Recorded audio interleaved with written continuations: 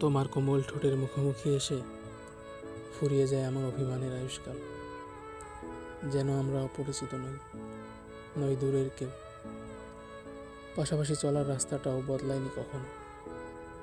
তবু দূরত্বের ব্যবধানে যদি সরে দাঁড়াই দুজনে, মনে রেখো আমিই ছিলাম তোমার একান্ত কেউ।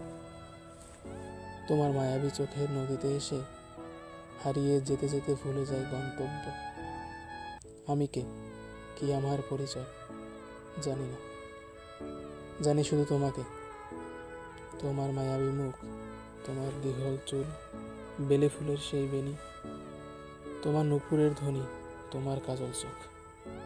আর কতটুকু তোমাকে জানতে হবে বলো? তোমার তীক্ষ্ণ কণ্ঠস্বরের প্রতিধ্বনিতে শুনতে পাই আমাকে ভালোবাসার আহ্বান। এই বুঝি ডাক নামে ডাকছে কেউ আমি। এই কণ্ঠস্বর আমার খুব পরিচিত মানুষের, সেই কণ্ঠস্বর যে কথা আগে শুনেছি বোধহয়, যে কণ্ঠস্বরে ছুটে যাই বারবার জীবনের পথ থেকে, ছিটকে যাই সমান্তরালের চেনা শহর থেকে। বেদনার সব প্ল্যাটফর্ম ধরে ক্লান্ত চোখ নিয়ে পথ চেয়ে বসে থাকি, শুধু তুমি ফিরবে বলে।